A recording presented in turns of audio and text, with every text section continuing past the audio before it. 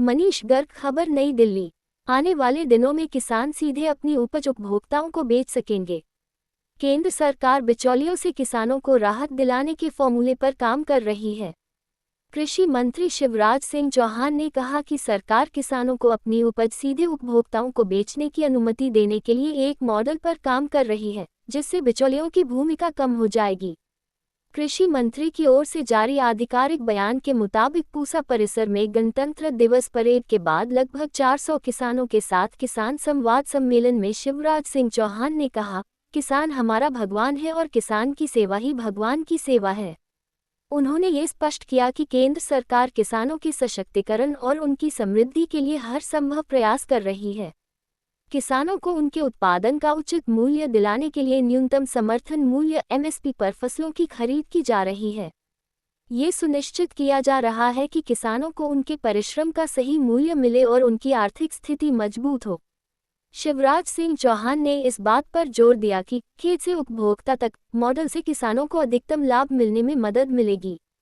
उन्होंने कहा, कृषि भारतीय अर्थव्यवस्था की रीढ़ है और किसान इसकी आत्मा है। किसानों के बिना भारत समृद्ध नहीं हो सकता। हालांकि कृषि राज्य का विषय है, लेकिन केंद्र सरकार किसानों को व्यापक सहायता प्रदान करेगी। शिवराज सिंह चौहान ने कहा, भारत को विकसित राष्ट्र बनाने में कृषि क्षेत्र और किसानों का योगदान अहम भूमिका निभाएगा। केंद्र के साथ साथ राज्य सरकारें भी आपका सहयोग करेगी। उन्होंने न्यूनतम समर्थन मूल्य (MSP) पर फसलों की खरीद, प्रौद्योगिकी आधारित समाधानों को बढ़ावा देने, कृषि विज्ञान केंद्रों को मजबूत करने, प्राकृतिक खेती और फसल विविधीकरण को प्रोत्साहित करने सहित चल रहे प्रयासों पर प्रकाश डाला। कृषि मंत्री ने कहा, सरकार किसानों को सशक्त बनाने और उनकी आर्थिक स्थिति में सुधार लाने के लिए हर संभव प्रयास कर रही है।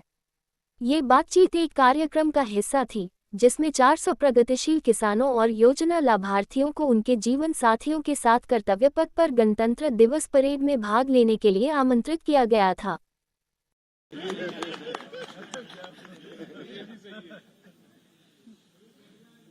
क्योंकि अब मैं बैठूंगा तो पीछे वालों को दिखूंगा ही नहीं। अब वो भी चाहते हैं कि हम खड़े रहें। चल जाएगा काम आपका। आप सब किसान भाइयों का दिल की गहराइयों से मैं दिल्ली में हृदय से स्वागत करता हूं, अभिनंदन करता हूं। मैंने परसों भी कहा था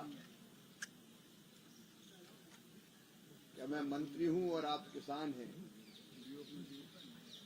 ऐसा नहीं है, मैं मंत्री बाद में हूं, आपके परिवार का सदस्य पहले हूं।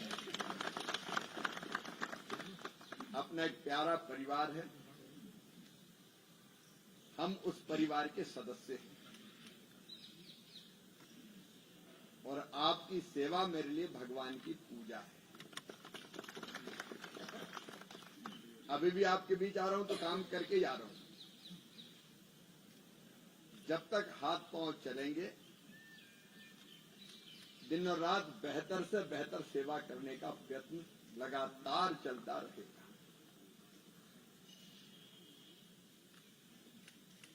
अपने लिए गौरव का विषय है कि दिल्ली में हैं हम लोग, और किसानों के बिना दिल्ली अधूरी है। और इसलिए परेड में आप सब पधारे। कैसी लगी परेड? अच्छी लगी? धन्यवाद भाई साहब। पूरे देश का दर्शन हुआ वहाँ? पूरे देश का आपकी वजह से देख ली भाई साहब। अरे कई बार देखेंगे भी।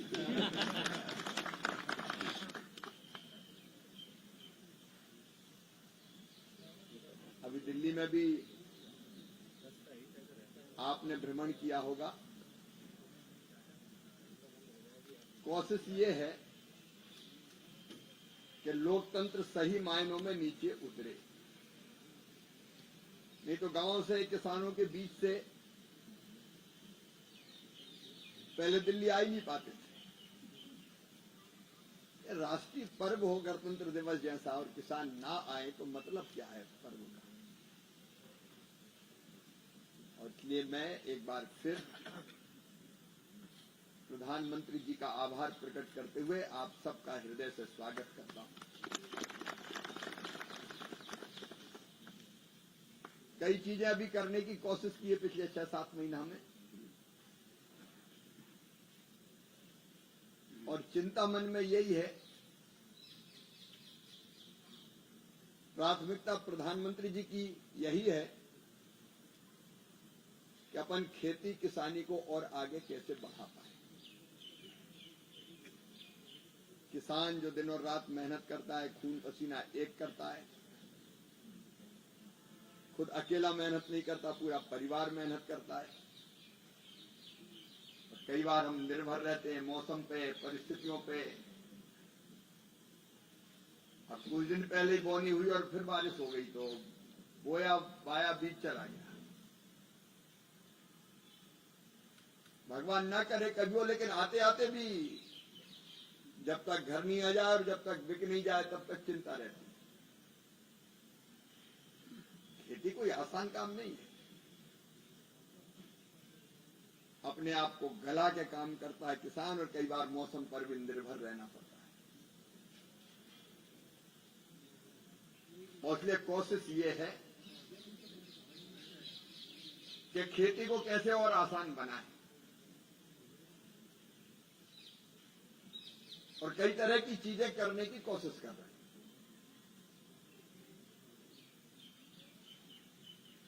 अब जैसे इस बार तय किया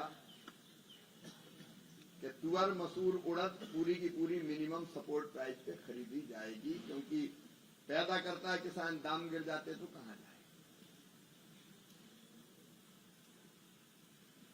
बीच में सोयाबीन के रेट कम हो गए थे बहुत,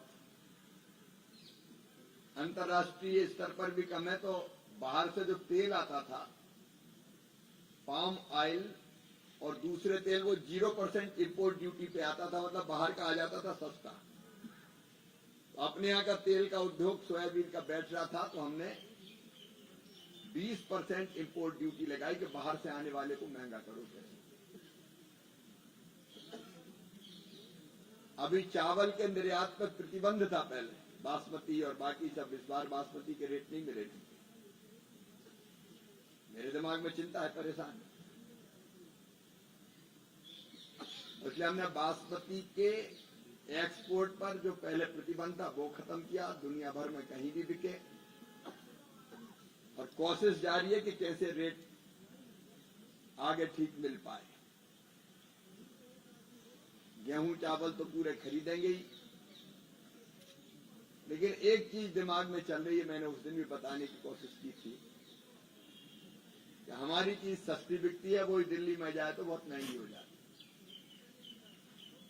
ये जो अंतर है कीमत का, खेत से लेके उपभोक्ता तक का,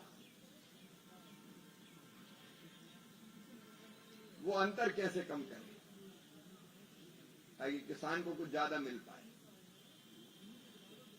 अभी कुछ कोशिश कर रहे हैं योजना बनाने की कि किसी विश्वस्त एजेंसी के माध्यम से किसान बेचे तो जो ट्रांसपोर्ट में कई पैसा लगता है वो आधा केंद्र सरकार दे दे, आधा राज्य सरकार दे दे। तो लाने में अगर भाड़ा नहीं लगेगा तो हम भोपाल में काहे को बेचे, दिल्ली में लाके बेचे। कई तरह की चीजें दिमाग में हैं, और नीतिगत परिवर्तन लाके खेती को और बेहतर कैसे कर पाए उसकी कोशिश में लगे हैं। एक ये विचार भी मन में चल रहा है जिस पे हम लोग बात कर रहे हैं। मैं हर सोमवार को पूरी समीक्षा करता हूं खेती की। आज भी 6 बजे फिर मैंने मीटिंग रखी है यहां से जाने के पहले, कि हर हफ्ते में भाव देखता हूं। आपको पता नहीं, आप भी चिंतित रहते, लेकिन मैं ज्यादा चिंतित रहता हूं। कितनी फसल आए, भाव क्या है, कितने गिर गए, कहां कम मिल रहा है, कहां ज्यादा मिल रहा है, कैसे ठीक किए जा सकते हैं। तो आज भी मैं वो सोमवार की समीक्षा होती है मेरी फसलों की, रेट की भी करता हूं। लेकिन एक विचार ये भी चल रहा, जैसे खाद पे सब्सिडी मिलती है किसान को कितने पैसा सरकार खर्चा करती पता है? 2 लाख करोड़ रुपया डीएपी और यूरिया सब्सिडी पे, तब अपन को सस्ता मिलता है। यूरिया की एक बोरी कितने की आ रही है आजकल? वैसे मार्केट रेट 250 रुपए, किसान को कितने मिल रहे? 265, लेकिन लगभग 2400 रुपया की वो बोरी आती है। हाँ, तो 2100 के आसपास सब्सिडी सरकार एक बोरी पे दे रही यूरिया। डीएपी तय किया 1350 से कीमत ज्यादा बढ़ने नहीं देना है। और बढ़ने नहीं देना का मतलब ये नहीं है कि कोई कंपनी सस्ता दे रही, वो तो हर साल बढ़ाती है। अभी पिछले ही कैबिनेट की मीटिंग में 3850 करोड़ का 3800 करोड़ रुपए का कंपनियों को ज्यादा दिया, इसके लिए कि डीएपी 1350 में बेचना है, ऊपर का पैसा सरकार भुगतेगी, ताकि 1350 में ही डीएपी मिले। अब मेरा मन कभी कभी करता है, ये 2 लाख करोड़ की सब्सिडी अगर कोई विश्वस्त तंत्र बन जाए तो बांट के किसानों के खाते में डाल दो, और फिर किसान अपने जिसको कम खाद डालना कम डाले, ज्यादा डालना ज्यादा डाले, तो बाजार से खरीद ले। अभी सब्सिडी जाती कंपनी के खाते में, और बड़ी मात्रा में खाद का खेती के अलावा भी उपयोग होता है। प्लाईवुड इंडस्ट्री, फलानी इंडस्ट्री, ढिमकी इंडस्ट्री, कई जगह उपयोग होता है। वो तो किसान के पल्ले पड़ता ही नहीं। तो अभी कैसे करेंगे, क्योंकि काम कठिन है, किसकी कितनी जमीन है, कितना डालता है, आसान नहीं है, लेकिन कोशिश करेंगे। ये सुझाव भी आया कि इसको वर्कआउट करें, क्योंकि अभी प्रधानमंत्री जी जो किसान सम्मान निधि देते हैं, वो लगभग साल भर में 60,000 करोड़ रुपया जाती है, लगभग 60,000 करोड़, जो 6,000 रुपया किसान को। और 2 लाख करोड़ और अगर चले जाएं तो थोड़ा बैंक में बैलेंस बढ़ जाएगा, लेकिन कैसे होगा वो बड़ा सवाल है। देश में इस पे बहस भी चलेगी। टेक्नोलॉजी का उपयोग करते हुए क्या किया जा सकता है, तो थोड़ी मेहनत करेंगे। वैसे ही कई बार ड्रिप की सब्सिडी, स्प्रिंकलर की सब्सिडी, मशीनों की सब्सिडी, पॉली हाउस की, ग्रीन हाउस की, तो कई बार उसमें भी खेल हो जाता है। फलानी कंपनी का ले आओ, और कई लोगों का कंपनी का ले आए, वो चले ही नहीं, 6 महीने में खराब। तो कई तरह के विचार मन में है, क्या कोई ऐसी तरीका निकाला जाए कि अगर सब्सिडी दे रहे हैं आप, मान लीजिए ट्रैक्टर पर 40,000, तो 40,000 किसान के खाते में मिल जाए। और ये जरूर हम कर दें कि जो डिजिटल करेंसी है, ई रुपी, वो पैसा ट्रैक्टर में ही दे, वो और कहीं खर्चा ना करे। तो ऐसी कई तरह की चीजें हैं जिन पर भी काम करना है। अभी पिछले 6-7 महीने में लगभग अपवाद छोड़ के हर कैबिनेट में किसान के मामले आए। सबसे ज्यादा खेती के ही मामले, और प्रधानमंत्री जी के मार्गदर्शन और आशीर्वाद से आगे भी खेती को और बेहतर बनाने की कोशिश करते रहेंगे। आज कोई भाषण नहीं देना, आज तो मिलने जुलने का कार्यक्रम है। तुमसे मिलने को जी करता है रे। शिवराज सिंह चौहान है, शिवराज सिंह चौहान है। अपना दिल तो आपसे ही लगा है, क्या करें भाई साहब, अपना भी आपसे ही लगा है। बेटी का किसान है, शिवराज सिंह चौहान है, किसान है, शिवराज सिंह चौहान है, शिवराज सिंह चौहान है। और इसलिए अपन शिवराज सिंह चौहान है, किसान है, शिवराज सिंह चौहान है। किसान भी पक्का हूँ, ऐसा नहीं, खेत वाला किसान नहीं, नकली किसान ही बन जाए। तो अपन मिलकर काम करते रहेंगे। 2 बातें और, एक ग्रामीण विकास विभाग की भी मेरे पास, अभी प्रधानमंत्री आवास योजना के नए मकान के लिए सर्वे हो रहा है। तो आप सब भी जिम्मेदार लोग हैं, अपने अपने गांव में सर्वे ठीक से हो जाए तो गरीबों के मकान बन जाएंगे।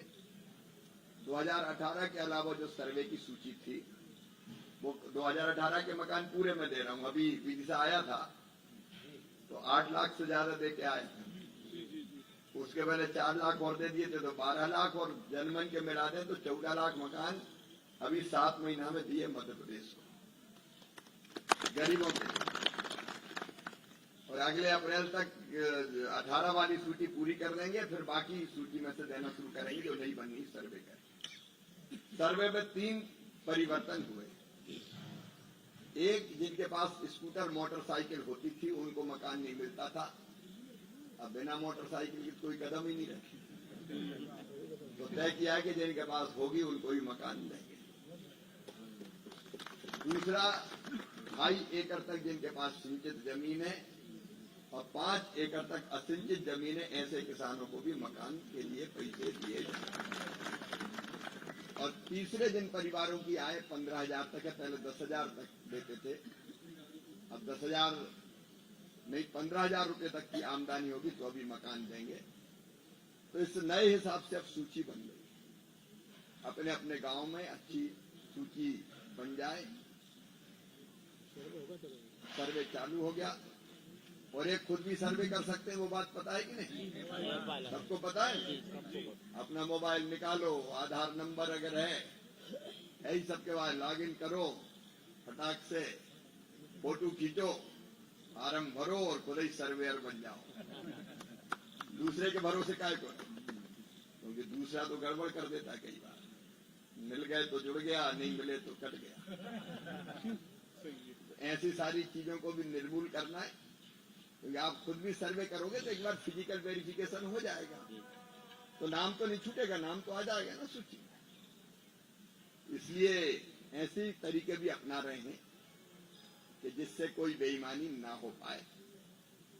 पिछले दिनों मैंने भोपाल में प्रधानमंत्री ग्राम सड़क योजना की बैठक लेके कैसे गांव जुड़ सकते हैं जो छूटे हैं वो भी वहां बताया था। एमएलए जो उनको बुलाया था अपने विधायक जिलाध्यक्षों को, तो इस दिशा में भी अपन काम कर रहे हैं। और लखपति दीदी का काम भी मेरे ही पास है, कल आई थी सब दीदियां, बहुत खुश थी। तो उनको भी अब लखपति बनाना है, लखपति से आगे करोड़पति का सफर तय करवाना है। तो एक काम अपन ये करना है कि कोई भी गरीब बहन गांव में बिना सेल्फ हेल्प ग्रुप से जुड़े बिना ना रहे, जोड़ना है और आजीविका की गतिविधि शुरू करना है ताकि उसके परिवार में भी समृद्धि आए। अगर उसकी जिंदगी बदल गई तो मेरी जिंदगी सार्थक हो। उस काम में भी लगे तो उसमें भी आपका सहयोग मिले। अब ज्यादा भाषणी भोजन तो ठीक ठाक हो गए ना।